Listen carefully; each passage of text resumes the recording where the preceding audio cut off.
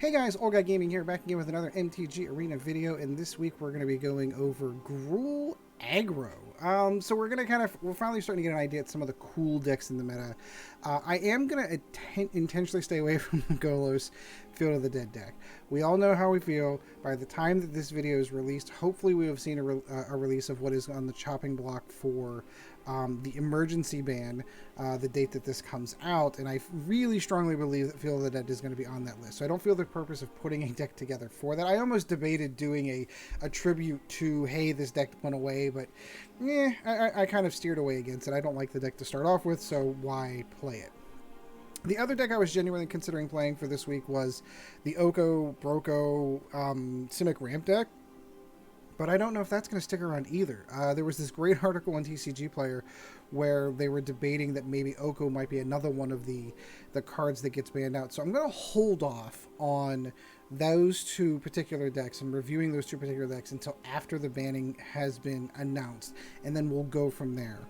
But anyway, in this one, I happen to be a huge fan of aggro decks. I happen to be a huge fan of green and sometimes red, so why not do a Gruul aggro deck? There's a lot of cool cards that came out of Throne of Eldraine that have made this deck a lot of fun. So, Gruul aggro is basically punch you in the face, get you down, kill you as quickly as humanly possible. So let's go over the cards in the deck. Shock, because Shock is basically a staple. If you're running red, you should probably be running Shock. Great little card.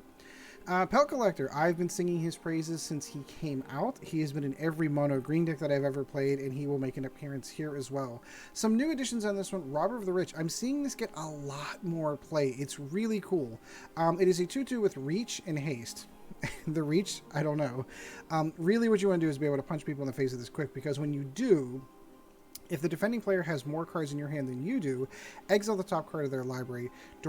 During any turn you attacked with Rogue, you may cast that card, and you may spend mana as though of any color. So basically, you can start casting cards out of their deck.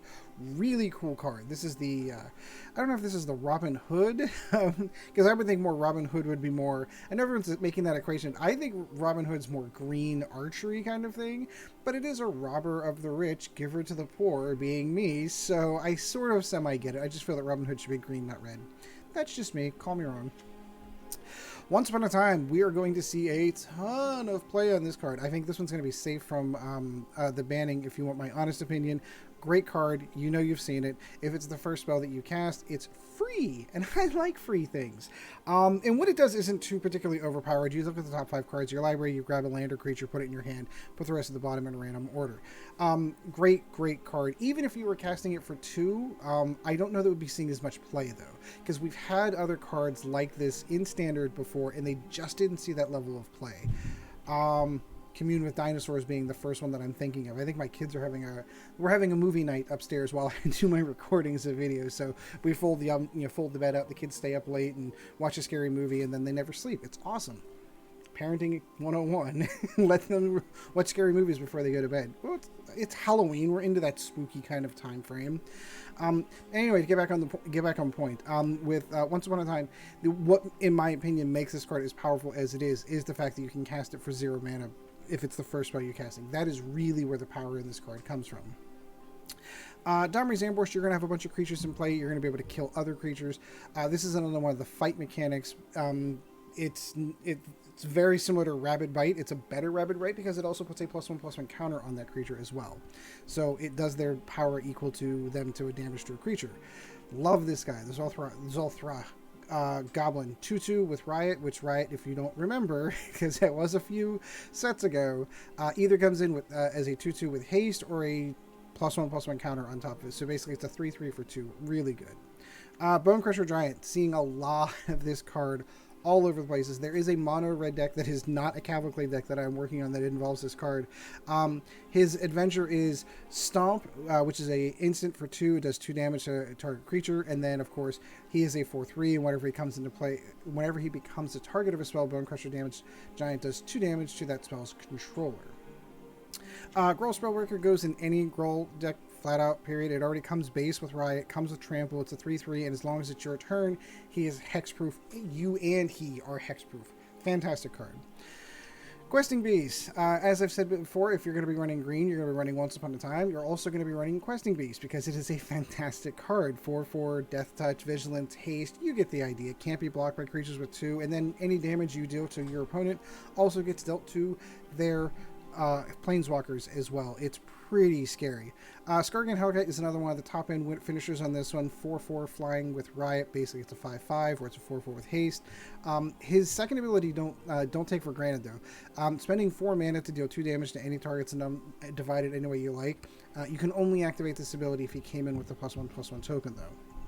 And then on the top end, just for giggles, we're going to run 2 Embercleave. Embercleave is fantastic. It does cost 6 mana, but it costs 1 less for each attacking creature that you have, so you can get that down to 2 if you really wanted to. It enters the battlefield, you attach it to a creature, that creature gets +1/+1, and then double strike and trample on top of it. It is a great top end finisher. The mana base, really simple. 2 Castle Embereths. Cool card, again, comes into play tapped unless you have a mountain. It taps for red, and then you can spend 3 mana to give target creature you control +1/+0. If that creature happens to have Embercleave on it as well, that's really, really good. 8 mountains, 8 forests, and 4 stomping grounds. So let's go and get some games in with it. And of course, if we're going to play in ranked. So Gruul Aggro, here we go. If you happen to like the video, like and subscribe. Super helpful. I don't really talk about the Patreon that much. I do add a little thing at the end, but there is a Patreon.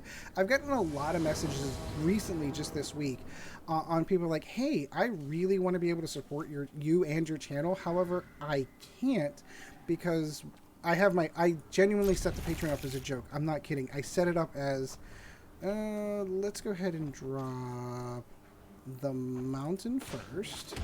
We're going to cast Once Upon a Time. I'll finish that thought here in a second.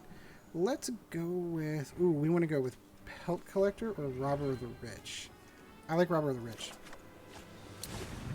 And we will say go ahead. Anyway, I genuinely set the Patreon up kind of as a joke. Like, if you want to give me $1, cool, that's awesome. And then I set the top end at $500, just literally as a joke. And then I've gotten enough people that have contacted me and said, hey, we really do want to support your channel, but we can't because $1 seems a little too little and $500 seems way too much. Could you put other tiers in there as well? Ooh, that would have been nice. So I went ahead and did that. So if you are so inclined, I did add a $5 and a $15 tier into the Patreon as well. Ooh, this looks like it might be an Oko the Broco deck. So, we're going to go ahead and pay that 2 life. We're going to drop the Pelt Collector. We are going to drop the Goblin, which we will give the +1/+1 counter to. And we'll go in and punch him in the face again. Oh, again, I got to remember to steal that next time. We'll leave some mana open next time. So yeah, if you're so inclined, there is a Patreon as well. That is patreon.com/oldguygaming MTGA. If you're interested, by all means, check that out. Thank you. I do appreciate it. In the meantime, we seem to be getting a pretty good run. There's the Hydroid Crisis, and we have an answer for that in hand in the Domri's Ambush. Or I could just shock it. I think I'm just going to shock it. How demoralizing to have a Hydroid Crisis taken away from you via a shock. And I am going to cast this Vicious Hydra.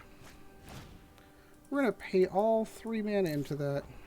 Oh, wait, it's only going to be 1. So it's got to be... I'm only... Just because I don't want him to have it.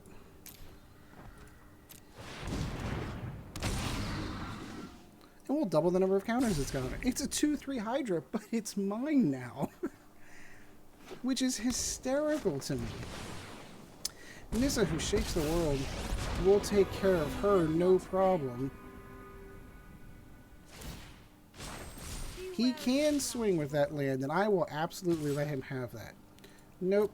I just love the idea of beating him with his own creature. So we are going to Domri's Ambush his land. Yeah, this is a strategy I don't understand.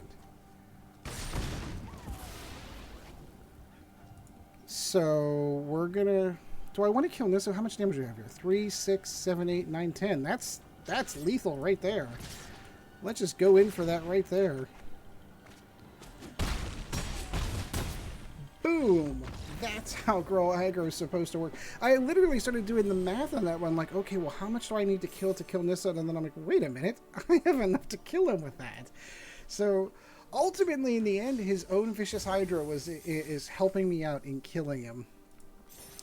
Alright, let's get another couple of games in with this deck. I'm a huge fan of this deck. I have a lot of fun with this one. So whenever you get your dailies, you're like, hey, you need red or green, this is the deck that I pull out to play on this. Mole. 2/5. I don't know what that means. I think this is the exact same hand we had before, to be perfectly honest with you, except we do not have... I think I'm going to go ahead and drop the Stomping Grounds and pay the 2. And hope that we get Once Upon a Time on the draw.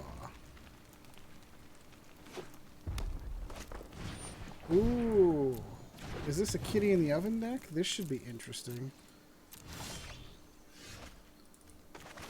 Let's go Robber the Rich. Let's see if we can take one. Unfortunately, nothing. What was it? A mountain. Doesn't do us any good.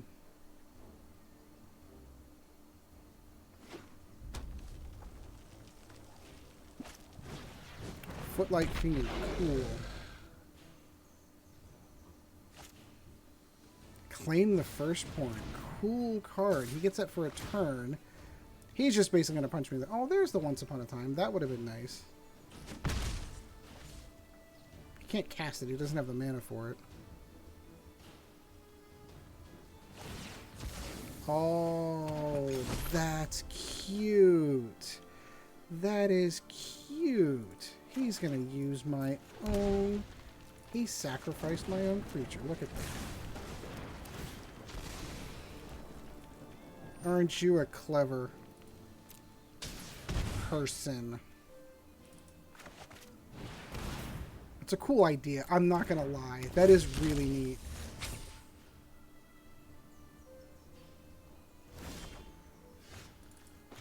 So let's go in with the Gruul Spellbreaker.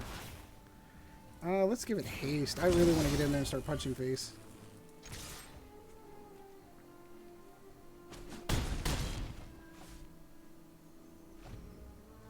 One more mana, we've got the Hellkite, and then we're having a lot of fun. And I think he saw that and went, nope. I don't know if he got, you know, mana flooded, mana screwed, don't know what was going on, or is it just simply the deck is way too fast? I couldn't say.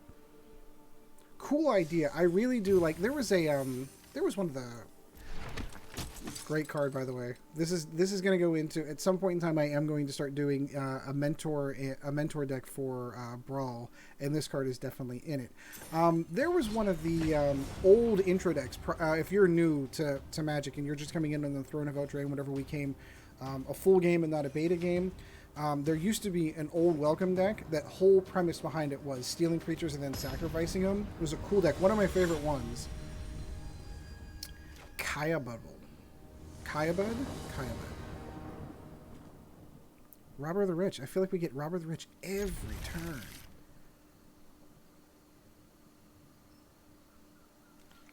Let's go with what we know. There's only 2 Robbers of the Rich in this deck. I think we've gotten it every single turn. So yeah, we don't want him to pull that out. Ooh, was that a... That certainly was. It was a Field of the Dead. So the only thing that really beats this deck is aggro. Like, you really need to get in and punch him in the face right away. So that is what we're going to do.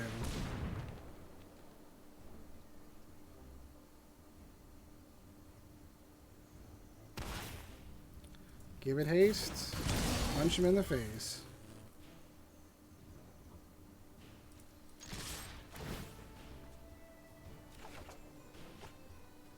Ooh, Time Warp. Nice.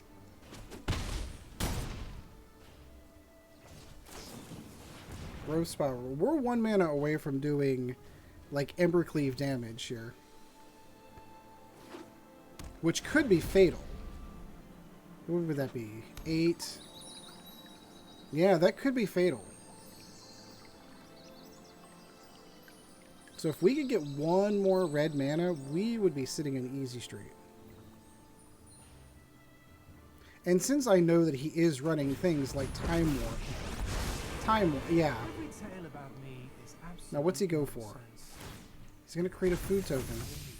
Welcome to the feast. Please give me a red mana. Please give me a red mana. Nope. To any target. Well, Oko is super important to this deck.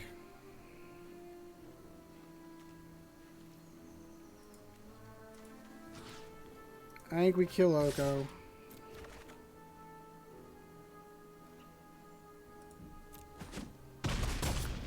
Ooh, I feel so alive. And we Bonecrusher Giant Oko. Get him out of the way.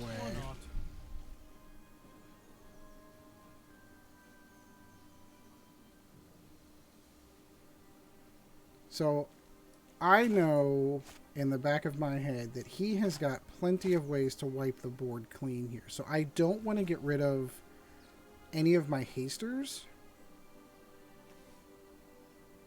just yet. There's Field of the Dead. Yeah, that's a great little combo too with Field of the Dead and Fabled Passage.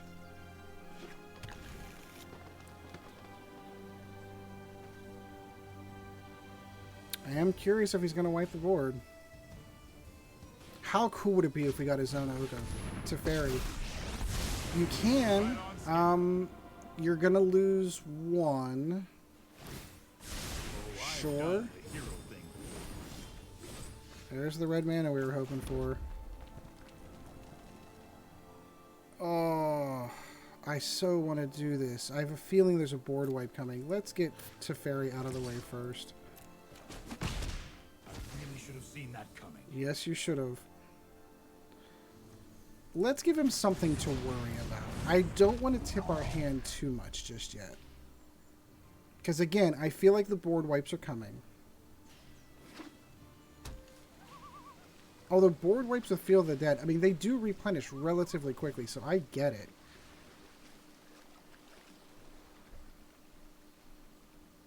Now, what he secretly doesn't know is that if we put Embercleave on the Bonecrusher Giant, that will be game. So, if he's got that board wipe, he's going to do it right now. Absolutely. But we want to keep the pressure up.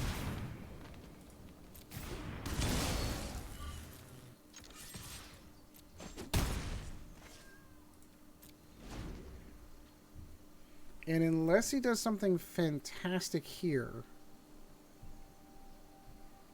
I mean, quite legitimately, we could just cast both of these and still win it. Hydroid Crisis. Okay, so this is where he's going to get his life back.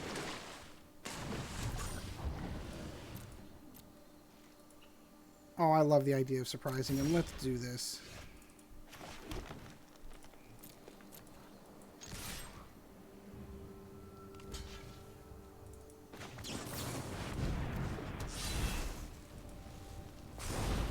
Yep. Yep. So much fun. So now he's in a position. Because basically he needs to put 1, 2, 3, 4, 5... Yeah, he's gonna put quite a few zombies in front of this thing to kill it. And I still have 2 more in the hole. So this is a fantastic farewell to Field of the Dead decks.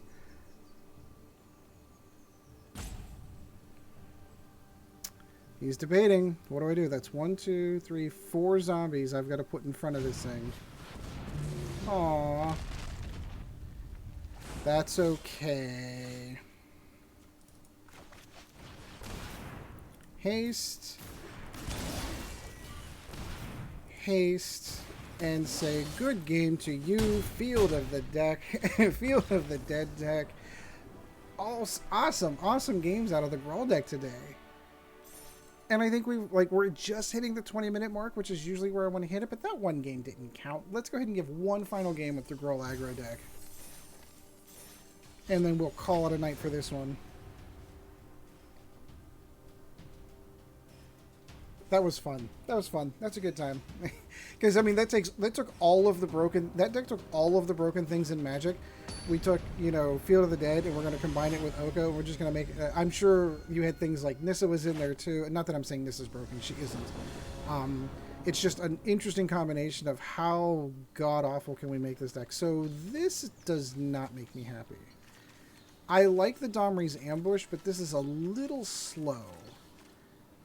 You know what? Let's go. Let's see what happens. Okay, so my last game, basically my opponent roped me for 2.5 turns and then just gave up. So I'm going to spare you the 10 minutes I sat down and watched his rope tick down and just edit all that out for you. Not an interesting game to watch at all because nothing happened. I laid down a land and it took me 15 minutes to do it. Super irritating. And I don't know that necessarily he did that on purpose. I don't know if that was, you know, connection issues. It could be a whole slew of things that it could have caused that. Ooh, a fellow role player. Look at you, you love-struck beast. Oh, I meant to use the red mana because it's nothing's better than killing that 1/1 Love-Struck Beast can't actually cast.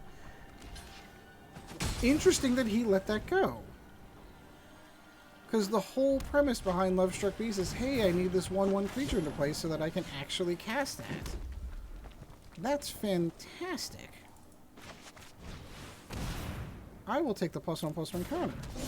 Because without a 1/1 counter, like he can't attack. So yeah, it can sit there. Once upon a time. We do finally get it. Ooh, how do we want to do this? I can almost kill him. But he doesn't have first strike, so he's still going to kill the Gruul Spellbreaker. Let's go ahead and get the +1/+1 counters on this. And then we're going to hold. He can't attack with that. He needs the 1/1 counter. The Great Henge. Ooh. This is a really nice... I'm going to go ahead and kill his Paradise Druid since I can. Prefer him not to have that level of ramp.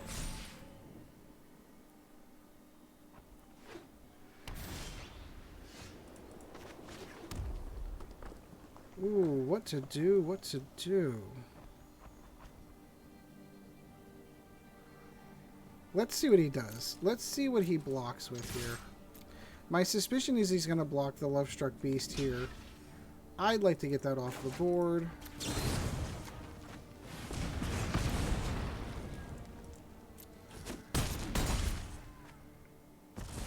And replace it with a Bonecrusher Giant.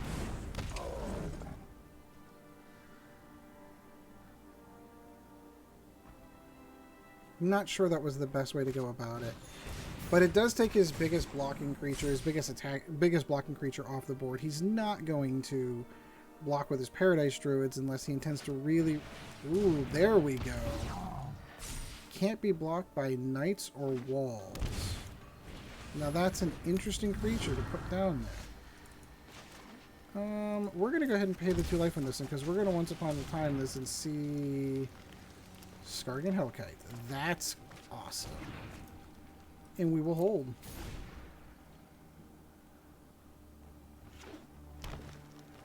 Because we will be bringing this in with a 1/1 token.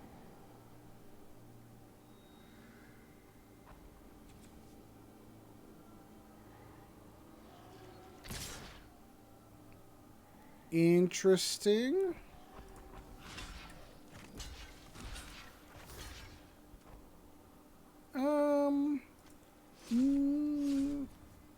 Yeah. I feel a combat trick coming.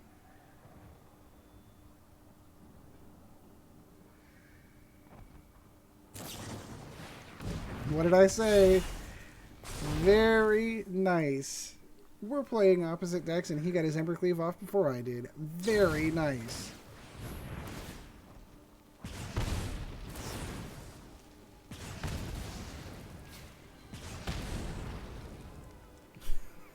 He's really going all out. Look at that. Very nice. I think he may have actually gotten it. Look at that. 7, 10, 13. Good game. Well played. Aggro. Nice. All right, so that was a good one to end on. That was a really cool game. I like how we pulled that one off. So anyway, I do hope you enjoyed the video. Like, subscribe, always helps out the channel. We do have an end of calendar year goal of 1,000 subscribers. It'd be super helpful if you just click that little button. It'd be fantastic. Also, I am inclined to mention, as again at the beginning, there is a Patreon if you are so inclined. That is patreon.com/oldguygamingmtga. And until next video, guys, we shall see you in the arena.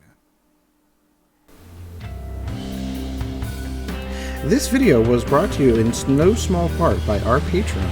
If you would like to help out the channel, go to www.patreon.com/oldguygamingmtga, and thank you for your support.